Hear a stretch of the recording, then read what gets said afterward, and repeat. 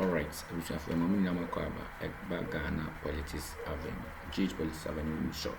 We put the trending political stories in the Ghanaian highway. A hair and also between Akan. And as sorry, the Ibrahim, Yamama Fisher, Professor Nets and Quemo, Tina Yakumaswadi, Abem. And as well, I'm the Ibrahim and Chair, Nana year 2025 review. Our joy news. From here 2025 review, our joy news, and a top journalist. Our man can now go to TV bench, a create out of an afro. We be enemy. And able to just say, Akuffo, and now to thank Akufo, His Excellency, the former president. Namamu will be here from 2020 to 2024. And the worst government in the Ghana Fourth Republic. Next, Namamu will be here from 2020 to 2024. And the worst in the Fourth Republic. Say Ghana, the Fourth Republic, Ghana, since the constitution by I did constitution to about 4 years beyond and a friend for implementation. If in 1992, if in 1992, ban I'm penning former woman now I'm from 2020 to 2024. The West now on my Ghana phone who some to Abaman. But there may ask me, Mummy and Cotton video. Your body DHDBN at the moment. I think that we believe that elections are a very high stakes activity in Ghana. Make or break, win or lose. Yeah? Because whomever takes the trophy, whomever wins the election, wins everything. But it's a mirage. Because since the dawn of the Fourth Republic, no election has changed Ghana. No party has come into government and transformed the country. It's not debatable. Your life doesn't change based on who wins the election. Nothing fundamental about who you are, what you aspire for, what you are capable of, changes because of who wins the election. But we are yet to see that. But there's some evidence to support what he's saying. Yeah. Because if you look at just statistically, so we had Akuffo. So let's go to 2020 was when we changed government for the first time. At the time, there was high expectations. Akuffo then did quite well. It took us to HIPIC and then sort of reversed a lot of the debt, and we sort of went back to the international market. But if you go to 2010, when we began to produce commercial oil, to 2012, every government since then had sort of, it wasn't even a race to the bottom. So in 2015, we had gone to the IMF because people forget at the time, the cedi had collapsed against the currency, so they went for policy credibility, if you remember. In 2015, we did the Senchi thing, and then, that. And then at the back of that, and one of the things that we noticed, just analyzing it, was each time we had gone to the IMF in an election year, the incumbent government that went to the IMF loses the election and lost elections significantly. So in 2016, the NDC lost elections. And you think that the party that took over will do better because they've learned a lesson. 2016's margin of defeat was so significant. The margin of victory was huge for Akufo. What happened? They did worse than the government before them. We thought then was the worst rock bottom we've hit. But 2020, 2023, 2022, 2024 beats that. I mean, Akufo managed to somehow outdo the chaos and the rock bottom of 2016. So it backs your point. And of course, we now delivered another one now. The question is whether they would reverse. But then how does that then introduce violence each time there's an election? History tells us that elections don't change our lives. I'm just making a point just to support the point that it hasn't changed. With you. It sort of get worse, at least over the last 16 years. But we think they do, right? That's the mirage. We think the elections change our lives. They don't. The only thing that changes is who has access to stealing. That's what changes, right? The people who rob us change. That's it, right?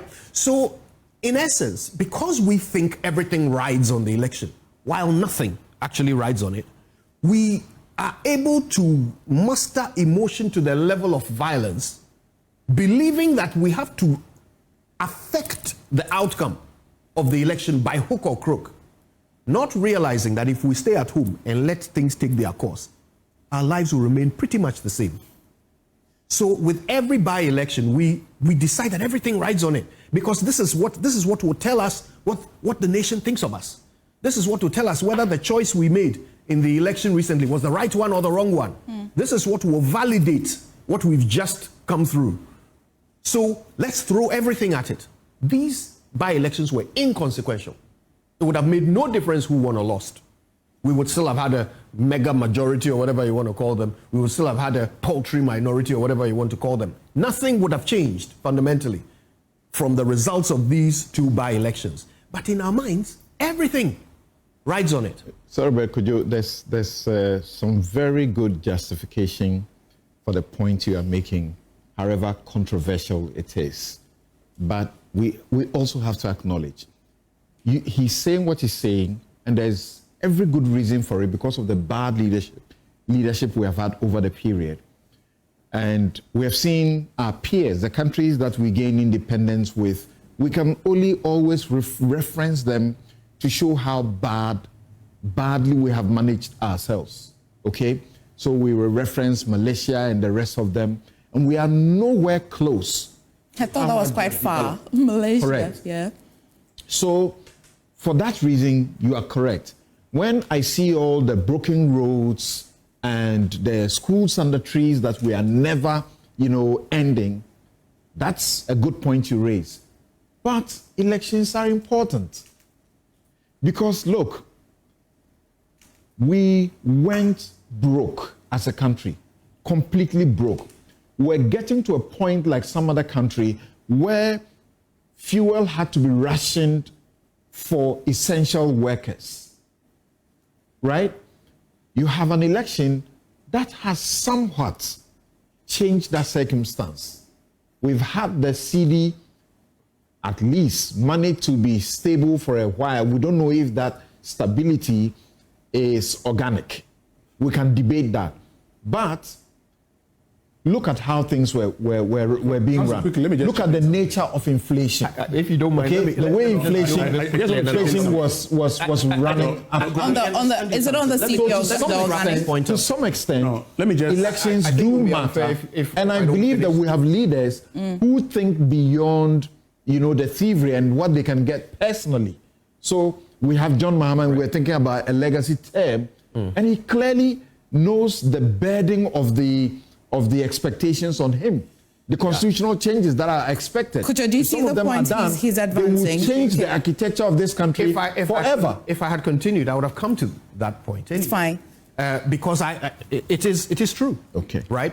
And I would have come to that. I was starting from this basis because I needed to remove the mirage.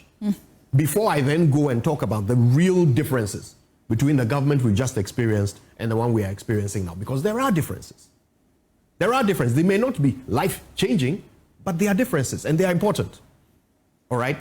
First of all, it would not have been difficult for anyone to have been better than the last government we just had. Not have been difficult. Because I agree, that is the worst president we've had in the Fourth Republic. Someone who dipped his hands into people's nest eggs, people's savings, people's investments, people's pensions to fund his government. That's the lowest of the low. It doesn't get worse than that. Someone who stood on platforms and defended Galamsey said, they are not doing it as we speak. So let them be. So it brings the point back to the fact that... Is it difficult to do better than that? Which will mean that we've got to wear the mirage back then. No, the mirage exists. It's always there. Okay. And it comes out during elections. Right? I was trying to answer your question about why there's always violence. But there are differences between the performance of governments. There are differences. The point is that it is not difficult to follow a government as bad as the one we just had. It's not difficult. In fact, that's the reason why I didn't think John Mahama needed a honeymoon at all. He'd been president before. He'd done it for 4 years. He wasn't new to the job. He had 8 years to lay his plans of how to come and do better. So for me, his accountability should have begun from day one. No honeymoon. But he came along and actually fulfilled some of the promises he made. That makes a pleasant change. He actually was greeted with a crisis, with the energy crisis that it made. From day one. Yeah. From day one, the lights were going to go off. Yeah. He fixed it. Good for him. The lights have stayed on all year, right? Yeah. Congratulations to him for that. And you see, these things ought to be normal.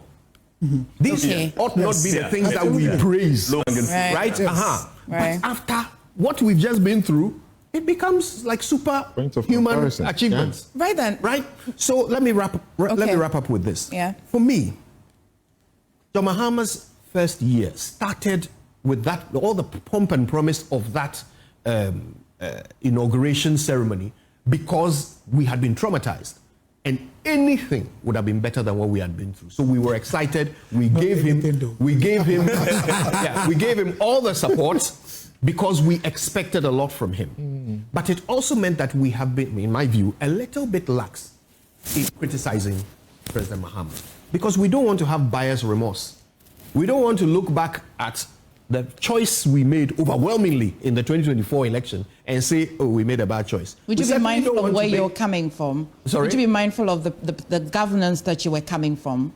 Well, yes. Whilst you're criticizing. Yeah, but it still doesn't change the fact that we must hold up leaders to a standard. That's right. And we shouldn't say that, oh, as long as he got 10 out of 100 and the last guy got 2 out of 100, we're happy. Okay. Winston, in that case, we can agree that, well, we've got to compare today's governance to yesterday's governance, and it looks like John Mahama is delivering on some of the things, deliverables. Why would we go for a by-election and then an NPP party who is already struggling in Parliament will still be engaged and wanted to get a seat? And in fact, Bandai's seat is just in vision for me now. Okay. Which... I will get to the Bandai bit, but let me just make this point. I'm sure if all of us sat here in 2017, we would make similar comments. Because then in 2017, we'd say, oh, no, and people would say, oh, but 2017, things were going well. Let me just make this point, okay? And I've been having this conversation with Professor Bokwe. He doesn't mind being quoted. Look, we're under an IMF program. Evans, you make the point that every government that goes into an IMF program, you and I did this, in its second term, loses the election. But the moment another government takes over, the first year or two is smooth for that government. Now, one of the things we don't talk about most, and I would single out Kojo Okonkwo for one thing he said. He says, I was listening to him on Top Story the last time. When they brought this gold for reserve, he said, look, the IMF doesn't want us to do this. So first of all, before we start everything, let me give you this and say, they don't want us to do this. But let me make the other point that I want to make. Today's economic environment favors us. It's one of the things we're not talking about most. And one of the things we must realize is that in the global architecture, when it favors you... You mean commodity prices? Let's be more... I'm getting there. Not just commodity price. Yeah, but the commodity price is also because of who is in charge of the United States of America. It's something we don't talk about the most. People don't trust the policies of Donald Trump. And because the world don't trust what Donald Trump will do next, the world has found solace in gold which we produce. It works for us. But you see, we're missing a point. Because the commodity prices are favorable, in the past when we engaged in future trading with cocoa, and mind you, Cocoa Board in the past was not governed well. Let me not mince words. But we had actually engaged in future trading, and so we're supposed to be selling at 2,000, 3,000, even when it went to 7,000, 8,000. Today, the price of cocoa is good. And our research team did the analysis and found that if you look at the price of cocoa, almost a 50 to 70% increase. They found that, look, let me just put it this way, the price of cocoa was better in this year than it was previously. What does that mean? What that simply means is that you get enough foreign exchange. The very reason we went under an IMF program was because we needed foreign exchange. But that's also because of Ken Ofori-Attah's intransigence. That's not mince words. I have always insisted that, look, the last thing you want to do, I'm sorry to all my, what's the right term I want to use? Investment bankers. But the last person you want to put in charge of your economy is an investment banker. He makes no mistake. Because investment bankers, if I take your money and I trade and I make a loss, I'll share. I pass it on to you. I walk away. So the last thing that should have happened was to have kept Kenufo-Addo for all the 8 years. It was a bad decision of Akufo. The best years would have been how many? It was a bad decision of Akufo-Addo. And when his party came up and said he should sack him in 2022, he should have done that. But the point I'm making is that, look, today, a lot of things are working for us.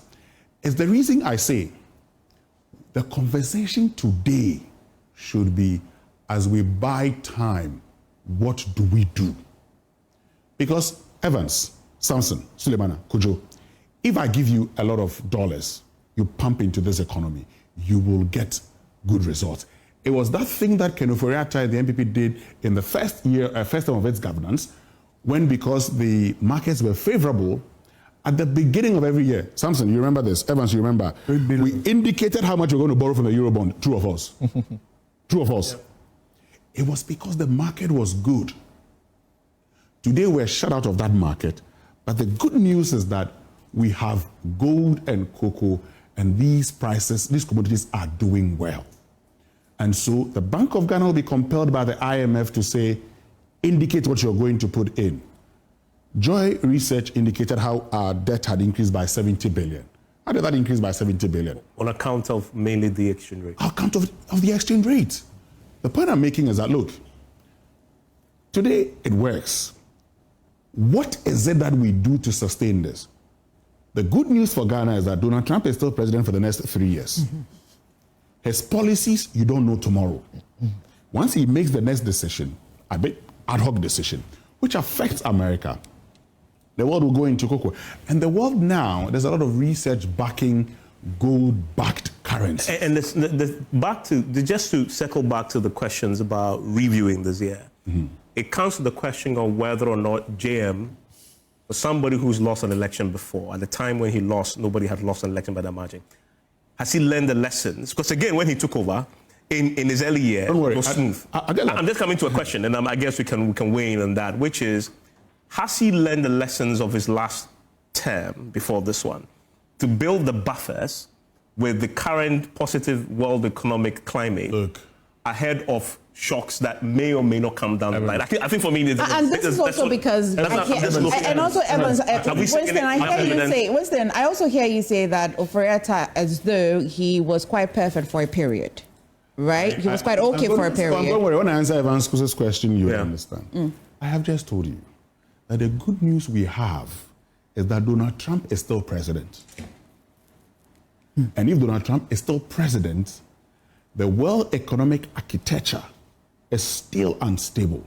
Nobody knows the next decision he will take. Yeah, but I just want to localize it. I'm asking the question. So I'm going to answer that question. And I say that is this current government... If you're John Mahama, listen, if you're John Mahama... doing the right things for what may happen down the line. Currently... If you look at this year... Not much has been done about what could happen. And I'll explain. Look, we have actually repeated the very things we've been doing in this country. Why? When we decided to go into Nkoko and Kete, for instance, when we decided to deal with our poultry exports, what we did was actually to repeat basically the same model. Get farmers, then give anchor farmers this. But I make the point that if you are engaged in farming, if a man can produce 2 million birds, why isn't given a chance to produce 2 million birds? Why are you giving 50,000 birds? It doesn't make sense. What we are doing is that we are not focusing on the very things. Just recently, we did a multimedia Greater Accra Poultry Farmers Association partnership to sell eggs, because we talked about an egg glut. We talked about an egg glut, which was simply because market queens had created a problem for all of us. I am saying that, look, as much as what we are faced with, and the Gold Board has done a good job, because the moment you get into the Gold Board and you say, they're able to deal with the smuggling, they've not solved all the problem. They haven't. But they've dealt with a bit of the smuggling that was happening in the past, where people smuggled gold out of this country. And so we had conversations about how we had exported more gold to a particular country than we had officially declared we had exported in this country. The point is that we are not engaged in import substitution, the very thing that drives our inflation. In fact, if you watch critically, a lot of the things that have driven down our inflation is the things we import. Because, why? The market queens go and buy eggs at 30, 40 cedis, and when at 70 cities. Years ago, we're buying the same thing. It just won't reduce it. Seasonal products will go up. We're happy. The rains have been with us. So I say that, look, this is a good year. Take it, work towards the next year, and see how you go about it. Okay. Having said that also, I would not take away the fact that you have a finance minister who could have paid more, but decided not to pay. Who could have borrowed more, but decided not to borrow. But also, because of the circumstances you find yourself in. Unfortunately, in the past, others would have gone ahead and gone to borrow. So you give him the credit. But my basic principle is that everybody who is pretending the country, if there's any achievement, give it to him. So that if there's any problem, you hold him accountable. So you get it today, take the advantage. Tomorrow, if things are bad, then we'll hold you accountable. But let me get to the by-election question that you asked. I don't know why. It may take a detour and come back. But in 2 minutes. I promise you. In 2 minutes. Let me just do this in 2 minutes. Because if I don't do it in 2 minutes, and you go and come back, it will take a longer period. I will. Let me just do it before you go. No, I promise. It sits somewhere better. That's why. Let me finish. It's elections and it sits somewhere better. I'll bring it back. I will bring it back. Much time. Let me just. I will bring it back. I'll bring it back. Okay. Let's go. Samson, you think that you understand the Constitution a lot more until an issue happens and then we have to apply the laws in the Constitution. Then you realize that, there could be a problem. I've heard you talk about the Constitution review that's also chaired by Professor Prempeh. But the major shake-up in the judiciary, the removal of the Chief Justice. Yeah, it's a very important, history-making point we got to, but I would be remiss if I didn't make a comment on the first subject of the comeback of John Mahama. And you see, once again, if good governance means economic development, if good governance means that I can buy my K without thinking that the next day the price will increase from. Akuffo dem na masa sama je prenamati I Ghana politics have been upper the trending political stories in Ghana I announce about. And the first time about Chinese so best subscribe with Chinese. Na bo notification bell no. We are not like video na sham out for so any video so person comment every reply. Na ye di hu djuma. E dem na masa sama je prenamati. Sin diga I Ghana politics have upper the trending political stories in the Ghanaian area. I answer the Canada, Namasa Madibra, Namdeti, Yakramunina, Mumaba.